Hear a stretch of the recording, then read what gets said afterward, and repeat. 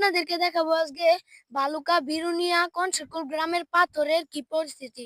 কৃষকরা কিন্তু খুব আশা নিয়ে পাথরের মধ্যে ধান চাষ করেছিল এই বছর, যাতে ভালো ধান হবে, কিন্তু তাদের ধান পানির সাথে মিশে গেছে। দেখাও একটু সবাইকে, দেখেন পানির উপরে কিন্তু ধান মিশে গেছে। পানির উপরে দেখেন ধান মিশা বাইশে উঠছে, পানির উপরে জ্বালাও জ্বালাই গেছে ধান, কিন্তু ওরা তুলতেও পারে নাই, বাড়িতে নিতেও পারে নাই।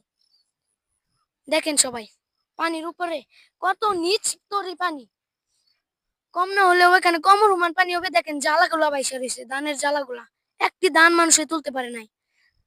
ওদের কত কষ্ট দেখেন, কমর সমান পানি হয়ে গেছে এখানে, একটি ক্ষেতেরও ধান তুলতে পারে নাই। দেখেন সব ক্ষেত পানির তলে তলিয়ে আছে, কয়েকটি তলিয়ে নেই, কয়েকটি তলিয়ে আছে।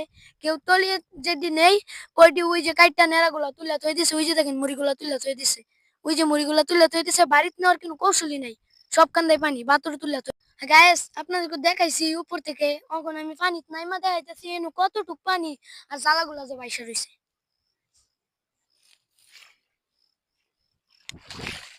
দেখেন গায়েস এখানে কতটুক পানি, পানির কারণে আগানো যাচ্ছে না, নেড়ার উপর পাড়ায় পাড়ায় যাইতেছি। কিন্তু গায়েস দেখেন, আপনাদেরকে জ্বালাগুলি দেখাই আমি,